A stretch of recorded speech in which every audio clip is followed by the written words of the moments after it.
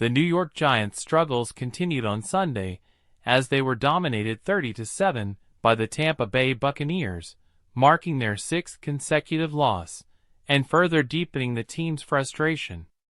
After benching starting quarterback Daniel Jones and releasing him from the team, head coach Brian Daboll handed the reins to second-year quarterback Tommy DeVito, hoping for a spark reminiscent of DeVito's impressive rookie performance last season. Unfortunately, it was more of the same for the Giants, whose offense remains the worst in the league.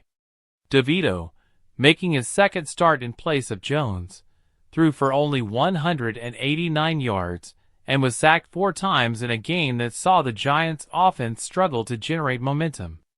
Despite some decent individual performances, including rookie wide receiver Malik Nabers' 6 catches for 64 yards, the team could not capitalize on any opportunities. Nabers expressed his growing frustration with the team's overall performance, pointing to a lack of improvement regardless of the quarterback.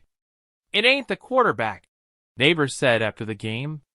"Same outcome when we had DJ at quarterback. I don't know what it is. Everybody knows better than me. I'm tired of losing." Nabers went on to express his dissatisfaction with the team's overall attitude, calling the performance soft and adding, "We played soft, and they beat the expletive out of us today."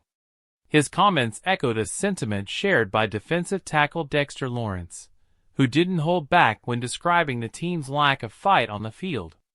The Buccaneers had no trouble putting away the Giants, scoring on 5 of their first 6 possessions and jumping out to a commanding 30-0 lead early in the third quarter. Tampa Bay's offense was efficient, with 4 players finding the end zone and 11 recording a reception. The Giants' defense struggled to contain the Buccaneers' balanced attack, and the offense never had a chance to get anything going. The game was all but over by the fourth quarter, with the Giants managing just a single touchdown and a 1-yard rush by Devin Singletary to prevent a shutout. Jones' demotion and subsequent release had been a long-anticipated move that co-owner John Mara described as a mutual decision.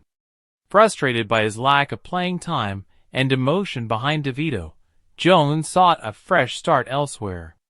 However, with DeVito at the helm, the team still couldn't find a way to turn things around.